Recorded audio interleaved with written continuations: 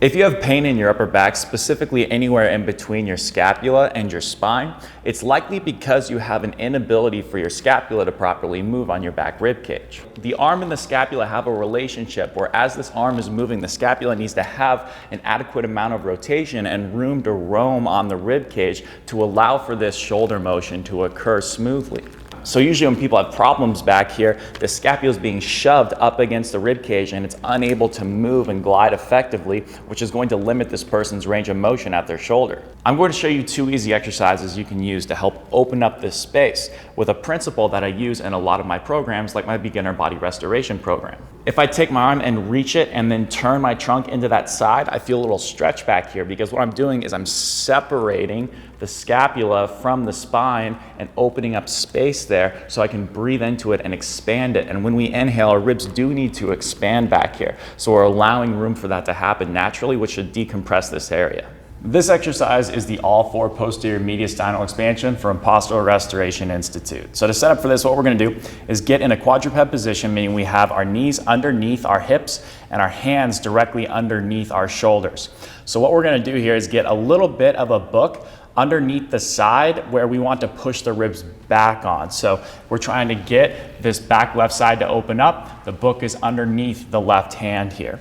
And what we're going to do is maintain a soft bend in the elbows, but reach through the floor and push our ribs back a lot. Imagine there's a hand on your back and you're really reaching those back ribs towards the ceiling there. There's going to be a lot of flexion in your back, and that's good. You should also have a slight tuck of the hips right here. Your weight should be spread 50% between your hands and your knees. And now you should feel a tiny bit of a stretch in your upper back. We're going to maximize that more with the breath now. So big, long exhale through the mouth, side out.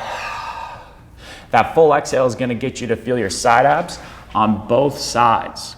And what you're going to do is maintain a little bit of that side ab tension at the end of the exhale. The exhale should be about 5 to 10 seconds. And then inhale through your nose, maintaining that slight ab tension. You're going to feel this area expand back here where the book is. On that side should expand more. You should feel more of a stretch back there.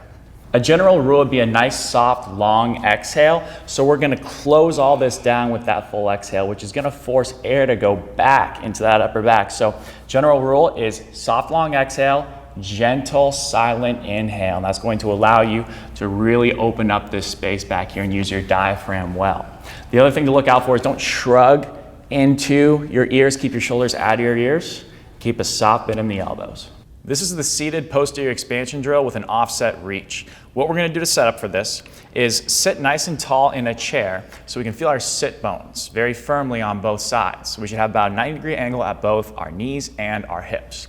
And we need to find a usually desk for this, but we're using a box. And ideally we'd have a desk because that's going to allow our knees to stay in line with our hips and our feet. But we're using this because this is the best thing we have in this gym right now. And we should be able to rest our elbows on this thing, the desk or the box, so that we have about a 60-degree angle or less of our humerus, our arm bone, relative to our torso. So we're going to place both right there. And now what we're going to do is just get a very gentle pushing back of the rib cage without losing any height in our skeleton. So he's just going to imagine there's a hand on his back, and it's like he's pushing himself away from his elbows. And there's going to be a little bit of rounding right here, but he should not lose any height in his skeleton like this. If that happens at all, you're just slouching. You're not getting the ribs to actually be pushed back to open up that space effectively. Now, in this variation of the drill, what we're going to do is we're going to take one side. Whatever side we're trying to open up, it's the opposite side of that. So if we're trying to open up the left side, we're going to take the right elbow and reach it just 1 to 2 inches forward. No more than that, because any more than that, you're just going to slouch. So just 1 to 2 inches. And then you're going to maintain the ribs being pushed back. Now what we're going to do, keep the neck nice and neutral, exhale through the mouth until we feel the side abs engage. That's about a 5 to 10 second soft exhale.